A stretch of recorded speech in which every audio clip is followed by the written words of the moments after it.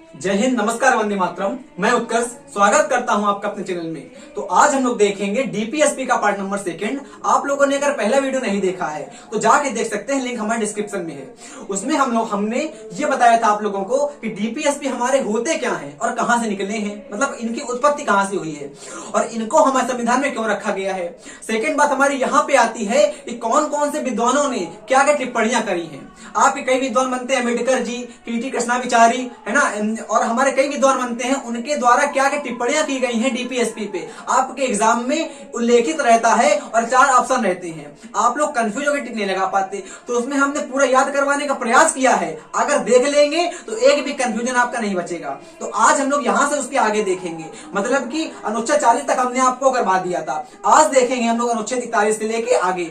और इसमें आप लोगों के लिए इंपॉर्टेंट बात यह रहेगी, जो आप लोग कहीं कहीं ढूंढा करते हो, किसी किताब में मिल जाए, किसी नोट्स में मिल जाए, सारा के सारा हमने अच्छी किताबों से और जितने भी हमको लगा है सारे के सारे हमने including point exam oriented note कर दिए हैं। मतलब एक भी अगर डीपीएसपी का क्वेश्चन हमारे आपका आता है एग्जाम में तो हमारी सीरीज से बाहर नहीं जाएगा। केवल इसके 3 वीडियो आएंगे। पहला वीडियो आ चुका है, सेकंड वीडियो आज है। अब देखिएगा, इसमें हमने डिस्कस करा है कि समान सिविल संहिता क्या होती है। सब कुछ आपको चलेगा पता। हमारा शाहबानो केस क्या था, और हमारा साइना बानो केस क्या था। तो चालू करते हैं अपना वीडियो। अनुच्छेद 40 तक आप लोगों को हम करवा चुके थे। आज देखते हैं हम लोग अपने अनुच्छेद 41 से। तो मेरे भाई अपनी कॉपी और पेन को अपने साथ लेके बैठ जाओ। अब देखते हैं हम लोग अनुच्छेद 41 पे। आपको बता दें कि डीपीएसपी को हमने कहा था कि अगर डीपीएसपी हमारे भारत में लागू हो गए तो हमारा भारत उस दिन से विश्व गुरु बन जाएगा, या तो कहते स्वर्ग बन जाएगा। अगर डीपीएसपी हमारे लागू होते हैं भारत में तो हमारा जो भारत है, इंडिया है ना, वो बन जाएगा स्वर्ग। आप बताएंगे किसने कहा था? ये किसने कहा था कि डीपीएसपी अगर हमारे भारत में लागू हो जाते हैं तो हमारा भारत स्वर्ग बन जाएगा? ये किस विद्वान की टिप्पणी है, हमने आपको बताया है। अब आप कमेंट करेंगे। अनुच्छेद 41 की अगर बात करते हैं तो कहा गया, इसमें क्या कहा गया है? इसमें बस उतना कहा गया जितना हम बताएंगे। पहले आप देख लीजिए किताब की लैंग्वेज। इसमें कहा है कि सरकार आर्थिक सामर्थ्य एवं विकास की सीमा के भीतर काम, शिक्षा व सहायता उपलब्ध कराएगी। मतलब कि जो संविधान की किताब में लिखा हुआ है पॉलिटी की, वो हमने यहाँ पे उतार दिया है। समझाएंगे इसको हम अपने हिसाब से। मतलब क्या है? मतलब ये है कि सरकार के पास जितना पैसा होगा, चाहे बात करते हैं राज्य सरकार की, चाहे बात करते हैं केंद्र सरकार की, आप इसको ऐसे कंफ्यूज मत रहिएगा। ये मतलब क्या है? डीपीएसपी डिस्ट्रिक्ट के लिए नहीं होता है, इसका मतलब होता है directive principle of state policy. और यहाँ पे स्टेट का मतलब केवल राज्य नहीं होगा, यहाँ पे स्टेट का मतलब होगा सेंट्रल गवर्नमेंट भी और स्टेट गवर्नमेंट भी। हाँ, कई टीचर हमारे इनका सम्मान करते हैं जो बताते हैं स्टेट गवर्नमेंट भी और हमारा सेंट्रल गवर्नमेंट भी। बट अगर आप उसको समझेंगे ऐसे समझ नहीं पाएंगे। तो यहां पे डीपीएसपी का मतलब ये मत समझिएगा directive principle of state policy. State की पॉलिसी तो होती है, बट इसको हम लोग समझेंगे सरकार दोनों से, मतलब केंद्र सरकार से भी और राज्य सरकार से भी। तो हमारे दिमाग में थोड़ा अच्छे से बैठ जाए कॉन्सेप्ट। हमने आपसे क्या कहा? हमने आपसे कहा कि आपकी सरकार के पास जितना पैसा होगा, मतलब कि उसकी सरकार की जेब जितनी गर्म होगी, उस गर्म जेब के हिसाब से ही वो काम करवाएगी। और वही यहां पे लिखा हुआ है मेरे भाई। इसमें लिखा हुआ है कि सरकार आर्थिक का मतलब होता है पैसा, है ना, और सामर्थ्य का मतलब होता है पावर। मतलब उसके पास जितना पैसे की सीमा होगी, पैसे की बाउंड्रीज होगी, पैसा होगा सरकार के पास विकास के लिए, विकास की सीमा के भीतर काम, शिक्षा और सहायता उपलब्ध कराएगी। मतलब क्या है? सरकार अपनी सीमा के बाहर नहीं जाएगी। सरकार के पास पैसा है नहीं और रोड बनवाने लगी, ऐसा नहीं करेगी। सरकार के पास जितना पैसा होगा उसके अंतर्गत ही रह के वो काम करवाएगी। अगर बात करते हैं क्रेस्केंडो पॉइंट की, क्रेस्केंडो का मतलब मेरे भैया होता है उत्कर्ष। आप देखो यहां से एक मीनिंग, क्रेस्केंडो का मतलब होता है उत्कर्ष। तो अगर आपके एग्जाम में उत्कर्ष का सिनोनिम्स आता है, मतलब कि क्रेस्केंडो का सिनोनिम्स आता है, तो क्या लिख देंगे? लिख देंगे पीक, लिख देंगे पिनेकल, लिख देंगे peak, pinnacle, zenith, Paramount, apex, सब लिख देंगे। आपको बता चुके हैं हमने आपसे कहा कि साफ लिखा है आपके बुक संविधान में कि अनुच्छेद 41 में मेरे भाई ये 4 वर्ड लिखे हुए हैं। कौन कौन से? बेरोजगारी, बुजुर्ग, बीमार और निःशक्तों को सहायता। मतलब कि क्वेश्चन आएगा पेपर में कि अनुच्छेद 41 के द्वारा कौन कौन सी कैटेगरी को सहायता प्रदान करते हैं। तो बेरोजगारी की बात कर देंगे और बात कर देंगे बूढ़ों की, हमारे बात कर देंगे बीमारों की, बात कर देंगे निःशक्तों की, मतलब जिनका कोई होता नहीं है, उसको सहायता देगी। अब आप कहेंगे कि जब लिखा हुआ है संविधान बेरोजगारी तो लागू क्यों नहीं होता? तो हमने आपको पहले ही सिखा चुके हैं कि साफ साफ कहा गया है कि डीपीएसपी हमारे न्यायालय में वाद योग नहीं है। तो अगर कोई बेरोजगार आदमी सुप्रीम कोर्ट के पास जाएगा और कहेगा कि सरकार हमको बेरोजगार नहीं दे रही है, सुप्रीम कोर्ट कह देगी मेरे बउआ ये जो कह रहे हो ना रोजगार, अरे रोजगार तो हमारा बेरोजगारी में ना आएगा, और बेरोजगारी हमारा अनुच्छेद 41 में आता है, अनुच्छेद 41 हमारा आता है डीपीएसपी में, और साफ साफ लिखा है कि डीपीएसपी हमारे सुप्रीम कोर्ट में वाद योग नहीं है। डीपीएसपी हमारा होता है छोटा लड़का, नाबालिग लड़का। और बात करते हैं मौलिक अधिकार की, फंडामेंटल राइट्स की, फंडामेंटल राइट्स को हम कह देते हैं बड़ा लड़का। अब बताओ एक बात किसके मानते हैं घर में, लड़के बड़े वाले की, लड़के छोटे वाले की? तो आप ध्यान से कह दोगे कि जो लड़का बड़ा होगा उसी की बात मानेंगे। तो मेरे भाई पापा होते हैं सुप्रीम कोर्ट और छोटा लड़का होता है डीपीएसपी और लड़का बड़ा वाला होता है फंडामेंटल राइट्स। अब मूल अधिकार जो हमारे होते हैं मौलिक अधिकार, मौलिक अधिकार मतलब बड़ा भाई, छोटा भाई का मतलब होता है डीपीएसपी। तो मेरे भैया जब मौलिक अधिकार मतलब बड़ा भाई, अब जब बड़ा भाई अपने पापा से कहेगा मतलब कि मौलिक अधिकार का अगर हनन होता है, सुप्रीम कोर्ट के पास चले जाओ, अनुच्छेद 32 हमारा कहता है संवैधानिक उपचारों का अधिकार, कि अगर आपके मूल अधिकारों का हनन हुआ, सुप्रीम कोर्ट कहती आओ मेरे पास, जिसने आपके मूल अधिकारों का हनन किया है हम उसको हननिया देंगे। बट अब छोटा लड़का कहेगा कि हम भी तो हमारे होगा, तो पापा कहेंगे तुम छोटे हो, तुम नाबालिग हो, तुम पे अभी तुम्हारी बात हम नहीं मानेंगे, तुम पहले बालिग हो जाओ। और बालिग करता कौन है? अरे बालिग पापा न करेंगे, और पापा कौन है? पापा सुप्रीम कोर्ट है इसकी भैया। तो अभी हमारे संविधान में डीपीएसपी लागू नहीं है, और जब लागू हो जाएंगे डीपीएसपी भी हमारे न्यायालय में वाद योग हो जाएंगे। तो जो बेरोजगार आदमी होगा सुप्रीम कोर्ट पास जाएगा और कहेगा कि जो सरकार बनी बैठी है केंद्र सरकार और राज्य सरकार, वो हमको रोजगार नहीं दे रही है, सुप्रीम कोर्ट उस पर सुनवाई कर देगी अनुच्छेद 41 के द्वारा। समझना मेरे भाई, हमने कहा बुजुर्गों को आप देखते हो वृद्धा पेंशन चालू होती सरकार का आती है, वृद्धा पेंशन किस अनुच्छेद के अंतर्गत आती है? आपके मुंह से धड़ल्ले से आवाज निकलना चाहिए कि अनुच्छेद 41 के द्वारा। हमने आपसे कहा बीमारों को सहायता, आप देखते होंगे सरकारी हॉस्पिटल खुले हैं बट उनमें अच्छा सा इलाज नहीं होता है। क्यों? क्योंकि न्यायालय में वाद योग नहीं है। अगर इनको न्यायालय में वाद योग कर दिया गया, मतलब कि अगर इनके खिलाफ इनके प्रयोग के द्वारा हम जा पाए सुप्रीम कोर्ट, तो किसी आदमी की सरकार में औकात नहीं होगी कि जो हमको हनन करने से इनको रोक दे। हमने आपसे कहा कि निसक्तों को भी सहायता देना, उसी के अंतर्गत ये भी आता है। अब बात करते, समझ गए होंगे आप लोग अनुच्छेद 41, अब समझते हैं हम लोग अनुच्छेद 42। इसमें कहता है कि राज्य की न्याय संगत एवं अनुचित दशा उपलब्ध करवाएगा। मतलब क्या है? अरे मतलब पहले ये पॉइंट देख लो कि गर्भवती महिलाओं से अधिक परिश्रम वाला काम न करवाया जाए। अब समझ में आ गया होगा मतलब क्या है? मतलब जो छोटे बच्चे होते हैं उनसे, जो फैक्ट्री मालिक होते हैं बड़े बड़े, वो इतना लेबर करवा देते हैं उनसे, इतना करेज करवा देते हैं उनसे कि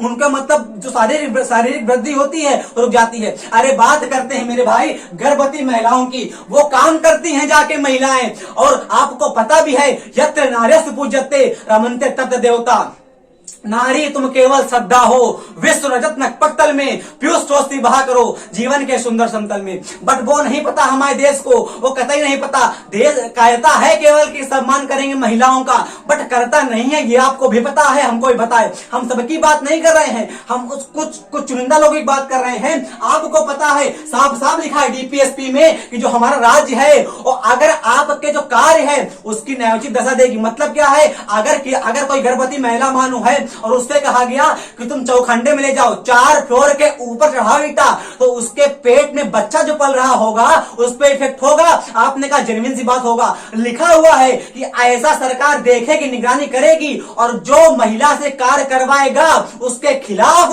सख्त कार्रवाई करवाई जाएगी। साफ साफ लिखा हुआ है मेरे भाई कि राज कार्य की न्याय संगत का मतलब होता है जैसा न्याय होगा उसके संगत बिल्कुल ना, हो गया। शरीर के हिसाब से काम करवाया जाएगा, मनोचित दशा के हिसाब से काम करवाया जाएगा। समझ में आ गया। हमने कहा अनुच्छेद 41 क्या कहता है? अरे मेरे भैया सुनो तो, राज निर्वाह योग मजदूरी उपलब्ध करवाएगा। मतलब क्या है? अरे कुछ लोगों की तनख्वाह जो होती है ना, इतनी कम होती है मेरे भाई कि वो अपना पेट तक नहीं भर पाते, अपना पेट तक नहीं भर पाते हैं। अपना पेट तक जो आदमी नहीं भर पाएगा वो किस हिसाब से हमारे देश में रह पाएगा? नहीं रह पाएगा। तो साफ साफ लिखा है अनुच्छेद 41 में, कहा गया है कि जो सरकार हमारी है, राज्य का मतलब सरकार से ले लीजिएगा आप लोग, तो सरकार हमारी है, वो उन सबसे कहे कि भैया किसी आदमी को इतना तनख्वाह दे दो जिससे उसका पेट भर जाए। मतलब सुबह से शाम तक जो आपके काम में जुटा एक तो, और ऊपर से आपने उसको इतना पैसा भी नहीं दिया कि उसका पेट भर जाए। तो लिखा हुआ है कि प्रत्येक राज्य सरकार को चाहिए और प्रत्येक केंद्र सरकार को चाहिए और प्रत्येक आदमी को खुश होना चाहिए कि जिससे हम काम करवा रहे हैं, लेबर ले रहे हैं, उसको इतनी तनख्वाह तो मतलब उसको उतना पैसा तो दे दें जिससे उसका पेट भर जाए, जिससे वो अपने परिवार का पेट भर सके और एक पेट भरा जीवन जी सके। हमने पेट भरा जीवन कहा है, सम्मानजनक नहीं कहा। भैया ऐसे गरीब देश में है जिनका सम्मानजनक तो दूर, पेट तक नहीं भर पाता मेरे भाई। हमने कहा राज निर्वाह योग मजदूरी उपलब्ध करवाएगा। अब कतई जहर पॉइंट देखिएगा, आपके तीनों अनुच्छेद एग्जाम में आते हैं, मोस्ट इंपॉर्टेंट होते हैं। तो अनुच्छेद 41 में क्या लिखा है? काम। आपके सेंटेंस में लिखा रहेगा काम को कौन सा अनुच्छेद परिभाषित करता है, लगा देंगे 41। लिखा रहेगा 42 में न्याय संगत कौन से अनुच्छेद को परिभाषित करता है, मतलब न्याय संगत दशा, तो लगा देंगे 42 में। और अगर लिखा रहेगा 43 में तो जीवन निर्वाह का उद्देश्य किस अनुच्छेद में है? तो कतई मेरे भाई देखो, जीवन निर्वाह का हमारा डिपेंडेंस अनुच्छेद 43 में है। 42 में क्या है? न्याय संगत मनोचित दशा। 41 में क्या है? काम है। अपने कॉपी पेन को साथ में रखो, जो पॉइंट बोल रहे हैं लिख लीजिए, एग्जाम में हूबहू चपक के आएंगे। हमने कहा एक ये चीज याद रखिएगा, कतई इंपॉर्टेंट क्वेश्चन बनता है यहां से। क्वेश्चन क्या होता है? कुटीर उद्योग अनुच्छेद 43 में उल्लिखित है। क्वेश्चन आ गया अगर पेपर में तो क्या करेंगे? अरे पता ही नहीं होगा तो क्या करेंगे? तो आप वही करेंगे जो हम करवाएंगे। हमने कहा कुटीर उद्योग जो हमारे छोटे उद्योग होते हैं, कुटीर उद्योग हमारे अनुच्छेद 42 में उल्लेखित है। साफ साफ क्वेश्चन लिख के आ गया तो आप लोग गलत करने की संभावना कतई ज्यादा रहेगी। क्या कुटीर उद्योग किस अनुच्छेद में उल्लेखित? भाई जहां बैठे हो मेरे भाई एक बार मेरे साथ बोलो, अगर शर्माओगे शर्माते ही रहोगे। कुटीर उद्योग का उल्लेख किस अनुच्छेद में है? तो कुटीर उद्योग का उल्लेख हमारे अनुच्छेद 43 में है। क्लियर हो गया? आपने कहा बिल्कुल मेरे भाई। और एक बात देखो, कुटीर उद्योग हमारे कौन से वास से होते हैं रिलेटेड? तो गांधी जी ने कहा था कि भारत की जो आत्मा है वो गांव पे निर्भर करती है। और गांव जो है भारत पे, कि अगर हमको भारत को विकसित बनाना है तो पहले गांवों को विकसित करो। मतलब कि अगर पहले भारत को विकसित करना है तो पहले जो गरीब हैं उनको देखो। अमीरों को देख के काम नहीं हो पाएगा, गरीबों को देखेंगे तब देश आगे बढ़ पाएगा हमारा। अगर अमीरों को देखेंगे देश आगे नहीं बढ़ पाएगा। तो वहीं से लिंक करके आप लोग याद कर लीजिएगा कि गांधीवाद से रिलेटेड होते हैं हमारे कुटीर उद्योग। फिर सिखाते हैं, गांधीवाद से हमारे रिलेटेड होते हैं कुटीर उद्योग। क्लियर हो गया? अनुच्छेद 43 का और अनुच्छेद 43 का दोनों के दोनों आपके एग्जाम के लिए ओरिएंटेड हैं, बस कहीं हमारे नोट्स में नहीं लिखा होता है। तो यहां से आप लिख लीजिएगा कि अनुच्छेद 41, 43 हमारा एक कहता है कि राज्य उद्योगों के लिए काम वालों की संख्या तय करेगा। मतलब क्या है? मतलब जो राज्य है हमारा, मानो किसी मतलब स्टेट में हमारे सीमेंट की फैक्ट्री ज्यादा है और कहीं कम है, और कहीं पे दालों की फैक्ट्री ज्यादा है, कहीं पे चीनी की ज्यादा है। सरकार को चाहिए कि उनको देखे और निगरानी करे और उनकी संख्या तय करे कि एक जगह सब इकट्ठे ना हो जाएं, है कि नहीं? अगर सीमेंट की फैक्ट्री है तो एक जगह इकट्ठा ना हो जाए। अगर बात करते हैं दाल की फैक्ट्री है तो एक जगह इकट्ठा ना हो जाए। वही लिखा है कि सरकार हमारी है उद्योगों के लिए काम वालों की संख्या तय करेगी, और राज्य सरकार को चाहिए कि इस फैक्ट्री में कितने लोग काम करेंगे और कितने लोग काम नहीं करेंगे। होता क्या है पता है आप लोगों को? अरे एक मालिक जो होगा फैक्ट्री का, काओ फैक्ट्री में काम करने वालों की संख्या हमारे होने चाहिए 20, और रखे हो केवल 5 रखे होगा, और कहेगा तुम ही पूरा काम करो और तुम्ही को पूरा पैसा देंगे।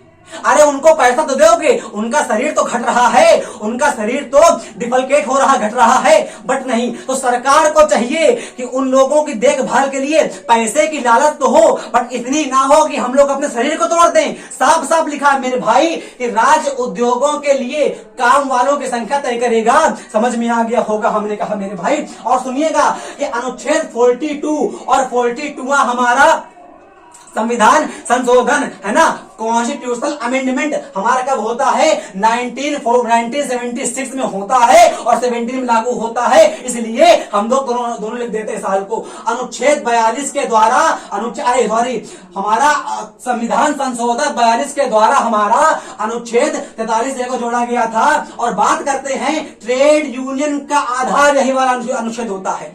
क्वेश्चन अगर पेपर में आएगा कि ट्रेड यूनियन का आधार कौन सा अनुच्छेद होता है, तो कह देंगे आप लोग धड़ा के कि ट्रेड यूनियन का अधिकार हमारा होता है अनुच्छेद 43 का। अभी करवाएंगे रिवीजन, रट जाएगा मेरी बातें आपको देखना। हमने कहा अनुच्छेद 43 भी, इसमें क्या कहता है? इसमें उसी को थोड़ा बढ़ा के कहता है। जैसे हमने आपसे कहा कि राज्य सहकारी संस्थाओं की स्थापना को बढ़ावा देगा। सहकारी का मतलब क्या होता है पता है आप लोगों को? जैसे एक हम है, एक मेरा दोस्त है, एक आप है। अब तीनों का मन कर रहा है कि यहाँ पे हम लोग आज फैक्ट्री लगा दें। मानो हमारा मन कर रहा, तीनों का, एक हमारा मन कर रहा है, एक मेरे दोस्त के मन कर रहा है, एक आपका मन कर रहा है, और तीनों का मन कर रहा है कि यहाँ पे हम लोग किताब की दुकान खोलेंगे, है कि नहीं? तो सरकार को चाहिए कि जो सहकारी का मतलब क्या होता है?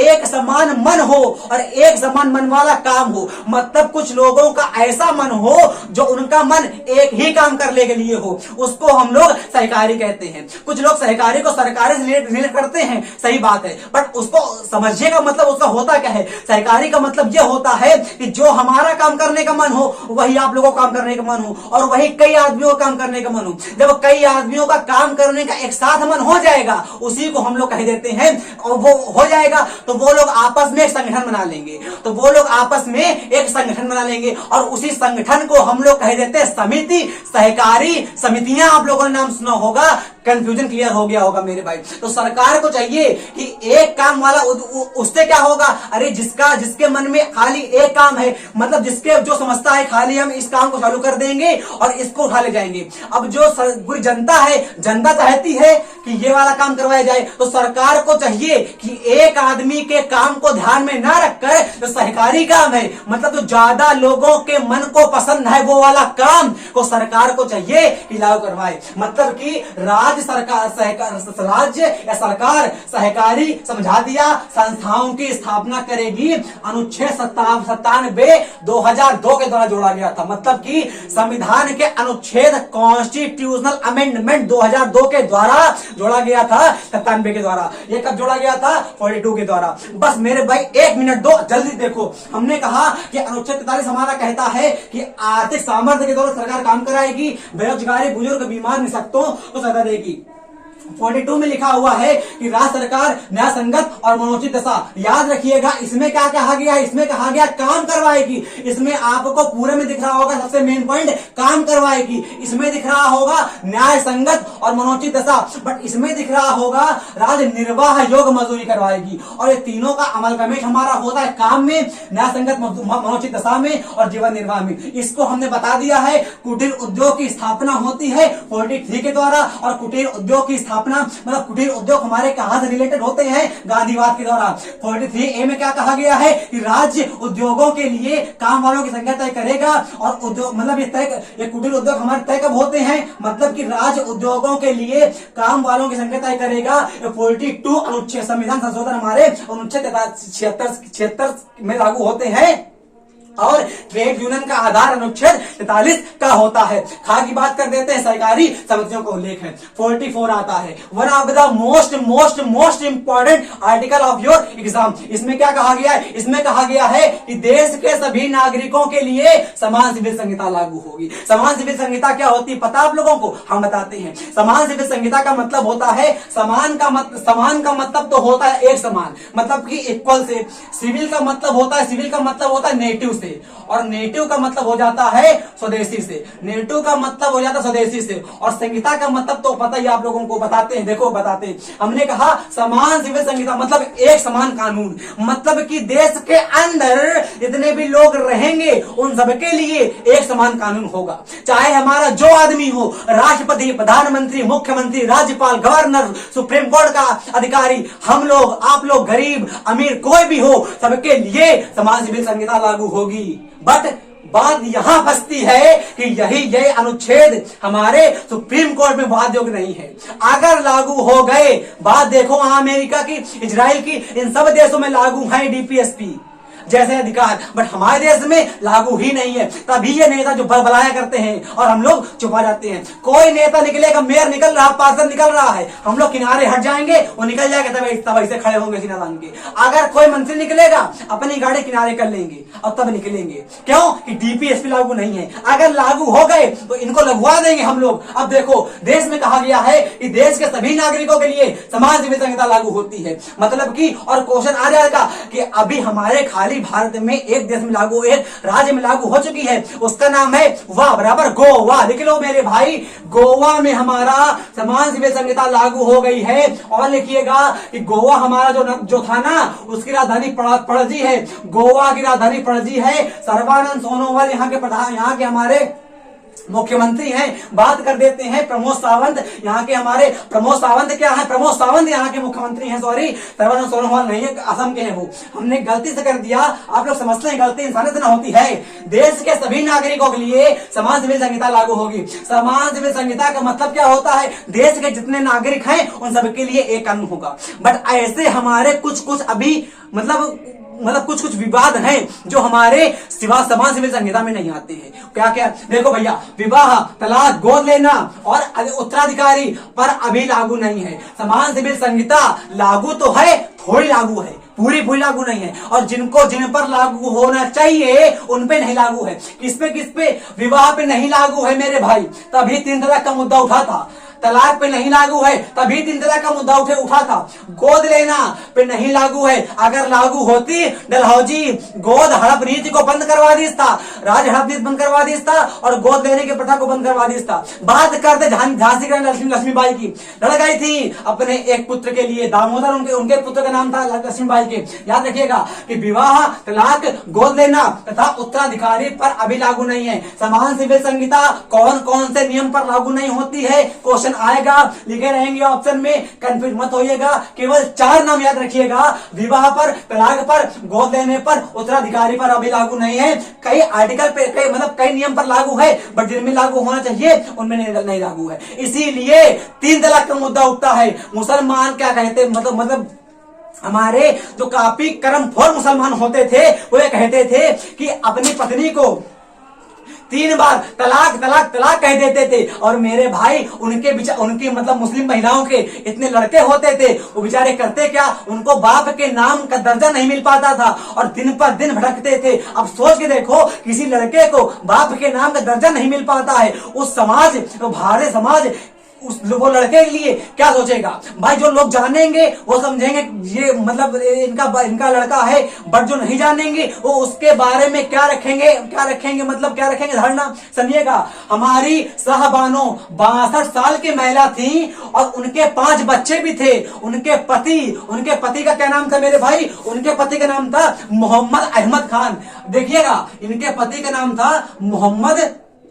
अहमद खान। अब इस बकलोल करमखोर ने किया क्या था? इसने कहा था 62 वर्ष की महिला, एकदम समझते हो किस प्रकार की होंगी ये, और 5 बच्चे भी थे उनके, और 62 वर्ष की अवस्था में इसने दे दिया तलाक ए बिद्दत। मुसलमानों में तलाक 3 प्रकार के होते थे, अंग्रेजों ने लागू करवा दिए थे 1939 में। कौन कौन से? तलाक ए बिद्दत, तलाक ए हसन और तलाक ए हसन यहाँ पे नहीं होता है। आई थिंक जो होता है हम लिख देंगे अभी। एक हमारा होता तलाक ए बिद्दत, तलाक ए हसन, और तलाक ए बिद्दत को हम लोग कह देते साहबानो जो 62 वर्ष की अवस्था की थी, मतलब 62 वर्ष की आयु की थी, उनके 5 बच्चे भी थे, और कह देता कि तलाक तलाक तलाक। और ये बेचारी कहां जाती महिला, ये कहीं नहीं जा पाई, ये सीधे गई सुप्रीम कोर्ट के पास। वो भटकती रही, राजीव गांधी उस समय प्रधानमंत्री थे हमारे देश के, सीधे गए सुप्रीम कोर्ट के पास। 1985 या तो 1985 की बात या 1987 की बात ये है, चली गई सुप्रीम कोर्ट। तो सुप्रीम कोर्ट ने कुछ नहीं कहा। उसके बाद देखिए साहबानो, आपका करंट अफेयर है क्वेश्चन, कोरोना काल के थोड़ा दिन पहले 2017 सायरा बानो 2017 में सायरा बानो बनाम भारत संघ ट्रिपल तलाक पर समाप्त कर दिया गया। अब इसमें भी यही हुआ था। अरे भाई ये भी जाती है सुप्रीम कोर्ट के पास, अरे कहती है कि अगर हमको डीपीएसपी नहीं मालूम होंगे, बट भैया अगर सोचो कि हम कहां जाएंगे, सुप्रीम कोर्ट ने कह दिया कि ट्रिपल तलाक का मुद्दा खत्म किया जाता है, असंवैधानिक हो गया। और जो हमारा कानून देश में असंवैधानिक हो गया, उसको अगर किसी ने भी अपनी इच्छा के अनुसार करवाना चाहा तो रेड चीफ के जूते से सरकार मारती है। आपको पता होना चाहिए कि हमने कहा 2017 में सायरा बानो बनाम भारत संघ ट्रिपल तलाक खत्म हो गया। अगर क्वेश्चन पेपर में आता है कि ट्रिपल तलाक कौन से नियम, कौन से हमारी बहस पर खत्म हुआ, सायरा बानो बनाम भारत संघ 2017 का हमारा केस है, उसके द्वारा हमारा ट्रिपल तलाक खत्म हो गया है। मेरे भाई मेरी बहनों याद रखिएगा, हमारा आता है अनुच्छेद 45। अब देखिएगा इसमें क्या कहा गया है, इसमें कहा गया छोटे बच्चों के लिए, छोटे बच्चों का अगर देखो, कुछ लोग हमारे होते हैं ना, बच्चियां उनकी होती हैं लड़कियां, कह देते हैं कि लड़कियों को लड़की एक प्रकार का टेंशन होती है उन लोगों के लिए।